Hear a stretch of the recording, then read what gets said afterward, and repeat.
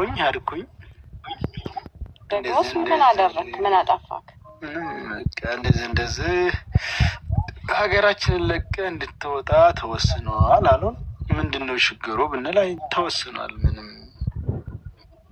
ስለዚህ የኔ አምላክ አለ፣ አላህም ይጠብቃል፣ የተሻለ ነገር ይመጣል ኢንሻአላህ። እንግዲህ እሷ አንድ መጥፎ ነገር አይመጣም ከኋላው ኸይር ያዘ ቢሆን እንጂ ላለው ሀገራችን ሰው እውነት ነው።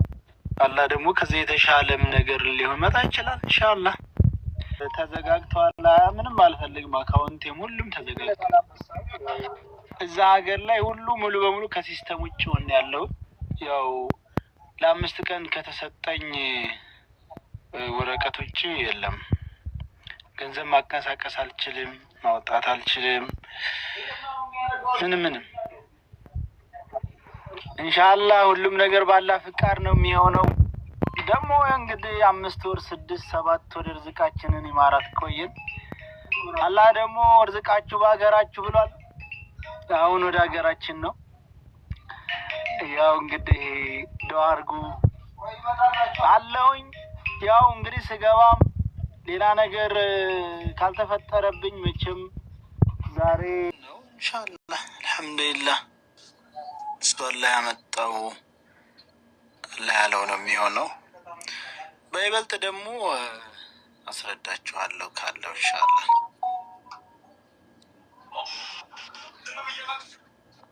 አብዱል ጓደኞቹን አስገባለ ሲያመጣ ይቀርም መሰለሽ ቴንሽን ስለሆንኩኝ ነው ያልገባሁት። ያው ሚስተካከል ነገር አይደለም። አይ ምንም ሚስተካከል ነገር የለውም። ያው አገሪቱን ለቅቄ እንደወጣ የ5 ቀን የጉዞ ገደብ ነው ተሰጠኝ እና እንግዲህ ምን እንደው ብቻ አላውቅም። እኔ እዛ ሀገር ተገባው ጀምሬ ስለ ፖለቲካ የሚሆን ስለምናምን አውርቻ አላውቅም። እንደምታዩት ከሳሹስ ምንድነው ክሱ? ምንም አይነት ክስ የለም። ምንም አይነት ክስ የለም። ያው እንግዲህ ይኸውልህ አቡዬ፣ እኔ የምነግርህ ነገር እግዚአብሔር አለ፣ አምላክ አለ፣ ወገን አለ። እውነትን ያስክ ሰው ነህ። ስለዚህ ግፈኞችና ዘራፊዎች ይኑሩበት፣ አንድ ቀን የተሳካ ነገር ይሰጥሃል። አንተ ለእውነት የቆምክ ሰው ስለሆንክ ማለት ነው። አዎ እንግዲህ ኢንሻአላህ በነገራችን ላይ ለበጎ ነው ሰያው። አዎ ሁሉም ነገር ለበጎ ነው እና የተጨነቃችሁ የተሻለ ነገር ደግሞ ፈጣሪ ያስቀምጦልህ ሊሆን ይችላል። ከፊት ለፊት የዚህ አሁን ያለበት የምትኖርበትን ሀገር ለቀህ የምትሄድበት በቃ ለኸይር ነው። የሆነ ነገር የተሻለ ጥሩ ነገር ደግሞ ፈጣሪ ያዘጋጅቶልህ ነው እና ምንም ነገር እንዳይሰማ፣ ምንም ነገር በውስጥ እንዳትበሳጭ፣ ያው ከፈጣሪ ጋር ብቻ ዱአ እያደረግህ ራስህን እንትን በል። ከዚያ ውጭ ግን ምንም አይዞህ፣ ህይወት ነች ጋር ማለት አዎ ነው ታውቀ ነው።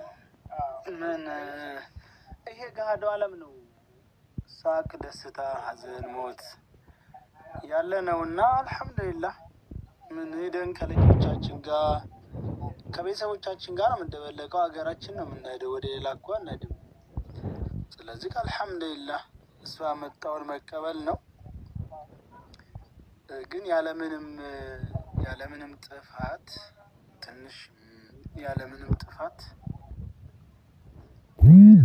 መወሰኑ ትንሽ ያው ከበድ ነው። ቆይ በፍርድ ቤት በኩል ነው ምንድነው?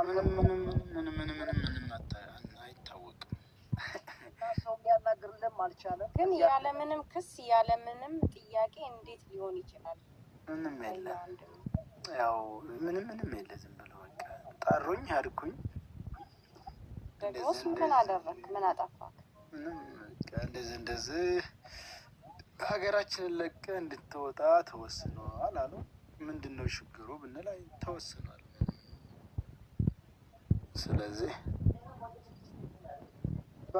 አቡዬ አገር ቤት ስትመጣ እኔ ነኝ የምቀበልህ፣ እኔ ነኝ የምንከባከብህ። እኔ ንጉስ ነህ አንተ። ንጉስ እንደዚህ ይገፋል፣ ጀግና ይገፋል፣ አይፈራም። እግዚአብሔር አለ፣ የኔ አምላክ አለ።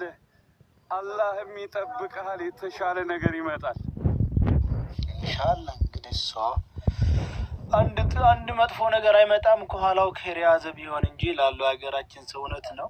አላህ ደግሞ ከዚህ የተሻለም ነገር ሊመጣ ይችላል ኢንሻአላህ። ከሳዑዲ አረቢያም ተሰዶ ኢትዮጵያ ገብቶ እንደገና ደግሞ አሁንም በእኛው ጦስ ነው። ስለዚህ የደረቅ አብሽር ሆዲ ማያሽር ነው። እንዲያው ትልልቅ ደረጃ ያላችሁ ሰዎች ካላችሁ መቼም አማርኛ የሚገባችሁ ሰዎች ትንሽ ይበቃል። ስለዚህ ሰያን የምትወዱት የምንወድ የምናከብረው ከጎኑ እንቁም። በቃ ከምላችሁ በላይ በቃ ጠይቁት። እሱ እንግዲህ ለእኛ ብሎ ነው አሁን እንጂ እውነት ለራሱ ቢኖር ኑሮ እንደኛው ተመቻችቶ መኖር ይችል ነበር። ስለዚህ ለእኛ ድምፅ ሆናለሁ በሚል ነው። እንዲያው ትልልቅ ቦታ ያላችሁ እንዲህ የአማራ ልጆች የማንም ሁኑ እና ሰያውን ከጎን ቁሙን። የጨርሻለሁኝ። እንደዚህ ድምፅህንም ከሰማን በዛ ላይ ረበና ይገዝፍ ሀያሉ አላህ ካገዝህ ምንም አትሆንም። ዱዓ ነው። ከመጣማ አሜን ብሎ መቀበል ነው። ከጥሎ አይበሉ። አዎ እሱማ የዝንጀሮ ልጅ በገደል አያስፈራሯትም አለ። ከመጣም እንዴ እና እንደዛ ነው። ፎሎ አድርጉት። ቤቱን የኛው ነው። ሁላችሁም ያለውን ነገር ዞሮ እስኪ ካሉት ልጆች ጋር ተነጋግረን ሀገር መኖራለን ላችኋለሁ በቪዲዮ ኢንሻአላህ።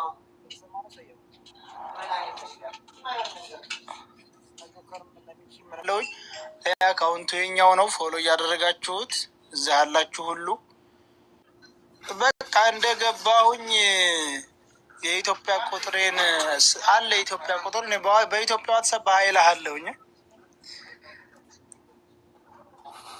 ወይም የማዘር ቁጥር የለም አለኝ ወይም ደግሞ ከአዲስ አበባ የደወለልኝ ባለፈ ጓደኛ ልብሱን ያስላከልኝ።